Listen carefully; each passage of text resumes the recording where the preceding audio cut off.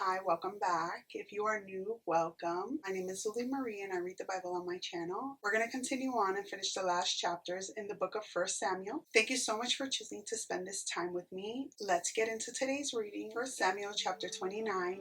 Achish sends David back to Ziklag, and the Bible reads. The Philistines gathered all their forces at Aphek, and Israel camped by the spring in Jezreel. The Philistine rulers marched with their units of hundreds and thousands. David and his men were marching at the rear with Achish. The commanders of the Philistines asked, "What about these Hebrews?" Achish replied, "Is this not David, who was an officer of Saul, king of Israel? He has already been with me for over a year, and from the day he left Saul until now I have found no fault in him." But the Philistine commanders were angry with Achish and said, "Send the man back, that he may return to the place you assigned him. He must not go with us into battle, or he will turn against us during the fighting. How better could he regain his master's favor than by taking the heads of our own men? Isn't this the David they sang about in their dances? Saul has slain his thousands, and David his tens of thousands." So Achish called David and said to him, "As surely as the Lord lives, you have been reliable, and I would be pleased to have you serve with me in the army. From the day you came to me until today, I have found no fault in you, but the rulers do not approve of you.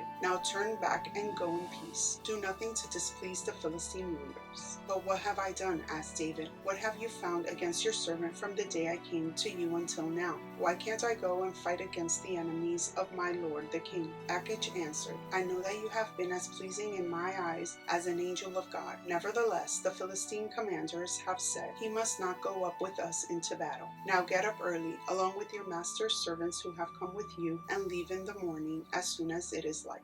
So David and his men got up early in the morning to go back to the land of the Philistines, and the Philistines went up to Jezreel. 1 Samuel chapter 30. David destroys the Amalekites. David and his men reached Ziklag on the third day. Now the Amalekites had raided the Negev and Ziklag. They had attacked Ziklag and burned it, and had taken captive the women and everyone else in it, both young and old. They killed none of them, but carried them off as they went on their way. When David and his men reached Ziklag, they found it destroyed by fire, and their wives and sons and daughters taken captive. So David and his men wept aloud until they had no strength left to weep. David's two wives had been captured, Ahinoam of Jezreel and Abigail, the widow of Nabal of Carmel. David was greatly distressed because the men were talking of stoning him. Each one was bitter in spirit because of his sons and daughters. But David found strength in the Lord his God. Then David said to Abiathar the priest, the son of Ahimelech, "Bring me the ephod." Abiathar brought it to him,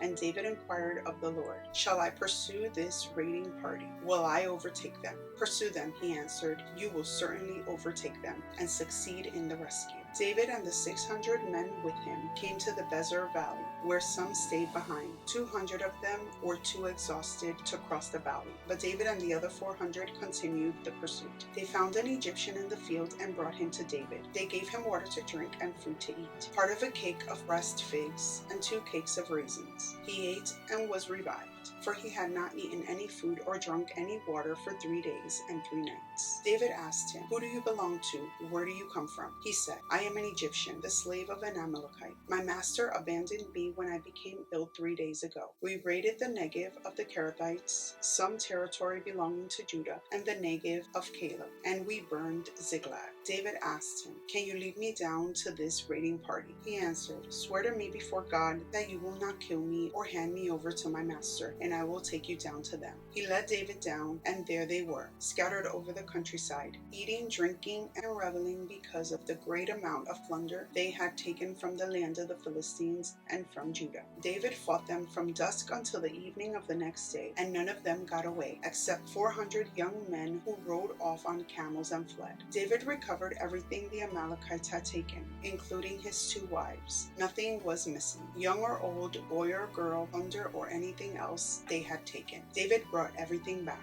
He took all the flocks and herds, and his men drove them ahead of the other livestock, saying, "This is David's plunder." Then David came to the 200 men who had been too exhausted to follow him, and who were left behind at the Bezer Valley. They came out to meet David and the men with him. As David and his men approached, he asked them how they were. But all the evil men and troublemakers among David's followers said, "Because they did not go out with us, we will not share with them the plunder we recovered. However, each man may take his wife and children and go." David replied, "No, my brothers, you must not do that with what the Lord has given us. He has protected us and delivered into our hands the raiding party that came against us. Who will listen to what you say? The share of the men who stayed with the supplies is to be the same as that of him who went down to the battle. All will share alike." David made this a statute and ordinance for Israel from that day to this. When David reached Ziklag, he sent some of the plunder to the elders of Judah, who were his friends, saying, "Here is a gift for you from the plunder of the Lord's enemies." David sent it to those who were in Bethel, Ramoth, Negev, and Jatir, to those in Aor, Sithmoth, Eshtemoa, and Rachel, to those in the towns of the Jerahmeelites and the Kenites, to those in Hormah, Bor-Ashan, Athak, and Hebron, and to those in all the other places where he and his men had roamed. 1 Samuel chapter 31. Saul takes his life.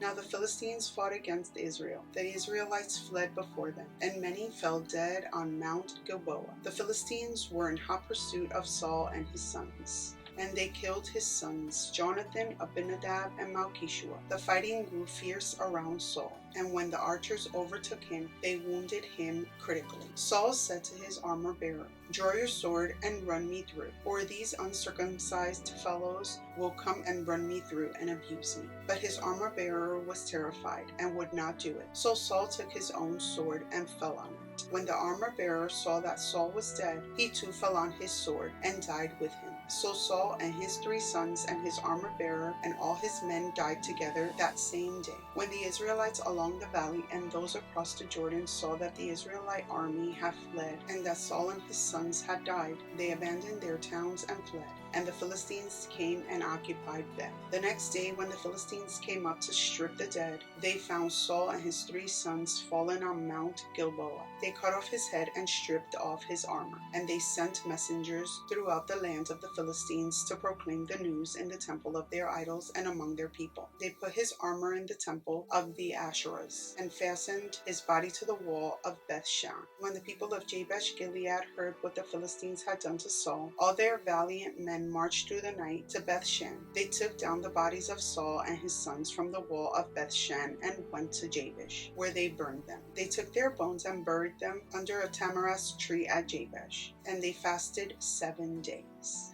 This is the conclusion of the book of 1 Samuel. I'm so excited that we're getting through this Bible together. I'm inviting you to come back to our next Bible read, which is going to include the 2nd book of Samuel. I look forward to seeing you. Many blessings to you. Bye.